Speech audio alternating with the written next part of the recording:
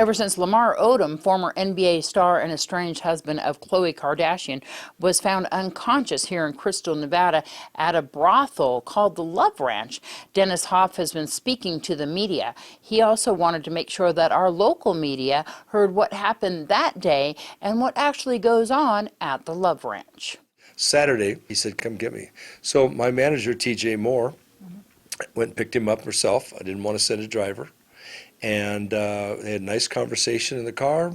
He talked about his mom passing away at a young age. He talked about his father and his father's drug issues. Talked about how Kardashians are and how vindictive Khloe is. The conversation that people don't know about that I'm going to share with you is that in the car, they talked about Madison Montag. Now, Madison Montag is the first transsexual, pre-op transsexual to work at a brothel, working at the Love Ranch. Madison had been talking to Lamar on social media, going back and forth on Instagram, private messaging, and the manager said, are you going out there to see Madison? He says, well, I want to see everybody. I want to meet everybody before I make a decision. So they got there, and he picked two girls, Ryder Cherry and a girl named Monica Monroe.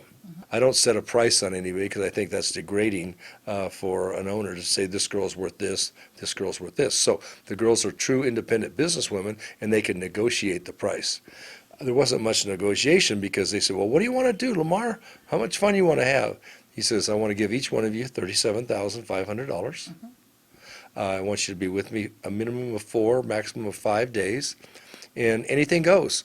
We're going to party, we're going to have some fun, and you're going to be with me 24 hours a day in and out of the bedroom, whether that's eating Kentucky Fried Chicken because they ate a lot of that, or just hanging out in the bar and having cocktails. So they booked the money. Sunday night afternoon, he gets a call from somebody, and he's a little irritated, a little somber, if you will, and the conversation was about the Kardashian show. And they did a rerun on him where he didn't think he looked good, and he didn't look good, from what everybody tells me. Monday, great day, had a good time. He got another good night's sleep. Then Monday night, he decided he wanted to be by himself. The girls checked on him about 6 in the morning, and he was fine, snoring. And then at 3 o'clock, the girls checked on him again, and now he's unconscious.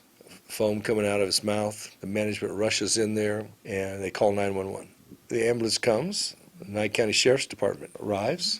Immediately, they told my staff member that followed him in his own car, it doesn't look like he's going to make it, and if he does make it, he's going to have some serious damages. Lamar put us in a situation where we had to deal with things. We had to. And I think it was the prudent decision to do that, to let the world know, no, they're not doing drugs in my place. No, we don't tolerate that, and we never will.